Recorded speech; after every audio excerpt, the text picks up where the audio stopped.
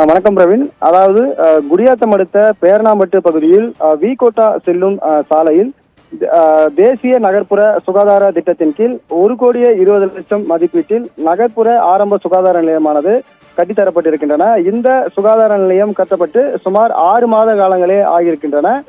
இந்த நிலையில் அந்த நகர்ப்புற சுகாதார நிலையம் இருக்கக்கூடிய சுற்றுப்பகுதியிலிருந்து சுமார் 10க்கும் மேற்பட்ட கிராமத்தில் இருக்கக்கூடிய பொதுமக்கள் தொடர்ந்து இந்த நகர்ப்புற சுகாதார நிலையத்தை அதாவது அவருடைய அத்தியாவசிய தேவைகளுக்காக பயன்படுத்தி, அதாவது உடல் உபாதைகள், அது மட்டும் இல்லாமல் காய்ச்சல், மேலும் குறிப்பாக அந்த பகுதியில் இருக்கக்கூடிய தாய்மார்களின் பிரசவத்திற்காகவும் அந்த நகர்ப்புற சுகாதார நிலையம் தொடர்ந்து பயன்படுத்தி வந்தனர்.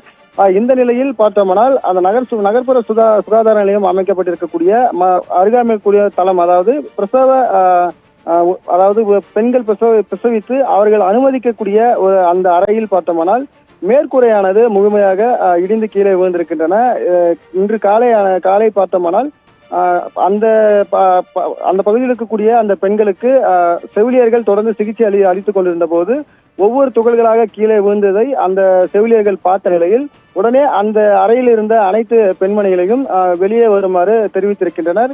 வெளியே வந்த பிறகு, அதாவது அந்த வார்டில் இருந்த பெண்கள் அனைவரும் வெளியே வந்த பிறகு முழுமையாக அந்த மேற்கூரையானது இடிந்து கீழே விழுந்திருக்கின்றன. இதனால் பெரிய அசம்பாவிதமானது தவிர்க்கப்பட்டிருக்கின்றன.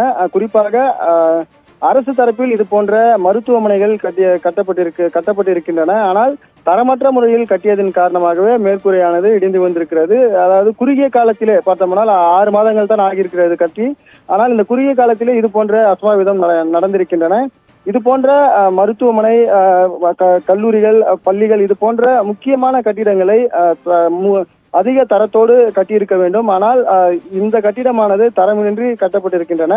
இதனால் அசம்பாவிதங்கள் தவிர்க்கப்பட்டாலும் இனி வரும் காலங்களில் இந்த கட்டிடத்தில் வேற ஏதாவது பிரச்சனைகள் ஏற்பட வாய்ப்பு இருக்கிறது. ஆகவே அரசு மற்றும் மாவட்ட நிர்வாகம் தலையிட்டு இந்த கட்டிடத்தை முழுமையாக ஆய்வு மேற்கொண்டு அந்த ஆய்வின் பிறகு இந்த கட்டிடத்தை பயன்படுத்தலாமா, பயன்படுத்தக்கூடாதா என்ற ஒரு அறிக்கையை சமர்ப்பிக்க வேண்டும் என்று அந்த பகுதியில் இருக்கக்கூடிய சமூக ஆர்வலர்கள் மற்றும் பொதுமக்கள் தெரிவித்திருக்கின்றனர். மேலும் தற்போது ஏதாவது ஒரு அசம்பாவிதம் ஏற்பட்டாலோ விபத்து ஏற்பட்டாலோ மருத்துவமனைக்கு வந்து சிகிச்சை பெறுவது வழக்கம். ஆனால் தற்போது இந்த மருத்துவமனைக்கு வருவதற்கு அந்த பகுதியில் இருக்கக்கூடிய பொதுமக்கள் தற்போது மிகவும் அச்சப்பட்டு இருக்கிறார்கள் என்றே தெரிவிக்கலாம். ஆகவே இந்த மருத்துவமனையை முழுமையாக ஆய்வுக்கு உட்படுத்தப்பட்ட பிறகு, அதாவது கட்டிடத்தின் தரத்தை ஆய்வுக்கு உட்படுத்தப்பட்ட பிறகு இந்த மருத்துவமனை கட்டிடத்தை பயன்படுத்த அனுமதிக்க வேண்டும் என அந்த பகுதியில் இருக்கக்கூடிய பொதுமக்கள் மற்றும் சமூக ஆர்வலர்கள் கோரிக்கை வைத்திருக்கின்றனர். பிரவீன்.